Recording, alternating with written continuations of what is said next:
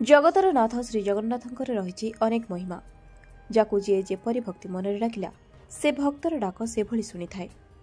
भक्त दासिया ठारू श्रीफल नेबा भली रही अनेक महिमा सेथिपाई श्री जगन्नाथंकर कृपा लाभ करिया पाई भक्त माने अनेक कष्ट स्वीकार करी श्रीक्षेत्र यात्रा करिबार रही परंपरा। आज सेही भली अनेक भक्त सुदूर गंजाम जिला खलिकोटरू बाहरी जगाकू दर्शन करिया पाई श्रीक्षेत्र अभिमुखे बाहरिछंती। गतकाली सकाळ समय घर बाहरी पादरे पुरी यात्रा करिछंती। तुंडरे हरिनाम सह झांझ कीर्तन करी पदयात्रा बाहरी 60 रु अधिक महिला और पुरुष कष्ट स्वीकार करी जगाकू दर्शन कले समस्त दुख कष्टर मुक्ति मिलता बोली कहिछंती जगा भक्त।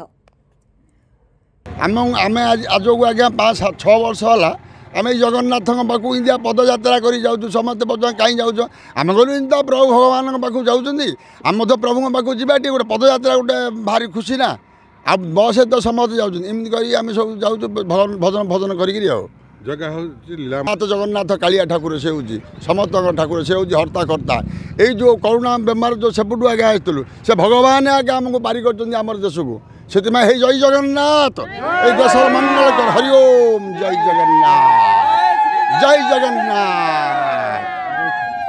मु निवास परिडा खलिकोट कन्हैपुर आसचु आमे श्रीक्षेत्र को जाऊँ पाद यात्रा कर चली चली गले कि से दुख शुणियो कष्ट कले सी कृष्ण शुणी आम डाक तो कष्ट न कले सी शुणेनि किंतु समस्ते बस रे जाउछन गाड़ी जाउछन तो चलिकी जीवा दरकार तो आम चलिकी जाऊँ।